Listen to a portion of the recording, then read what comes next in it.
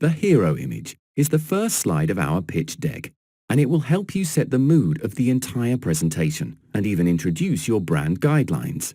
Let's frame it by looking at some examples first, and then we will review what to do and don't. To digest these examples, let's break down these 4 hero images and understand why I chose to use these specific elements and what I wanted to prime. On the top left, AR Kid, my current startup.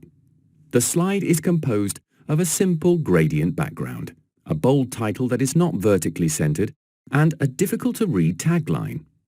What I want the audience to remember from this slide is the name of my startup, but I also want to keep them intrigued with a catchy yet mysterious tagline: Where Toys Become Alive. The title is not vertically centered on purpose. This is done to create a sense of asymmetry that makes it more prevalent to the eye. On the top right, we'll find a pitch I delivered to a big corporation. The slide is composed by a layered background to give a sense of depth. The title of the pitch, a small tagline on the top, and a series of logos on the bottom part of the slide. The background and typography used is inspired by the client brand guidelines in order to align the visual communication to what they are used to seeing in their daily routines. The addition of the logos at the bottom part is there to represent the fact that there is a consortium of experienced companies involved, and I use it to gain more trust. On the bottom left, we'll find a hero image for a game. Here we have only an eccentric background with small sketches scattered all around, and not even a title. But you can easily grasp the feel of what I want to convey with this slide. A grotesque Mexican flavor. Is that blood or ketchup?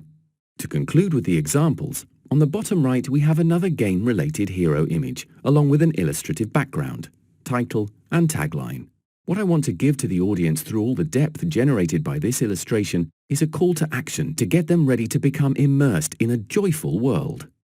As you can see, we use simple elements to trigger an emotional response to the audience. Now, I want you to think about what you want to prime your audience for. While you will work on answering this, I want to give you some do's and don'ts to conclude this first slide. As just seen in the examples, add your company logo, title, and basically what's the topic of the presentation you're going to deliver. You can also add a tagline if it's catchy, and it's used to sparkle curiosity. Another very important point is to make sure that your visuals are tuned depending on your audience. Remember the hero image I made to present that corporate? On the don'ts side, be sure to don't add date and location.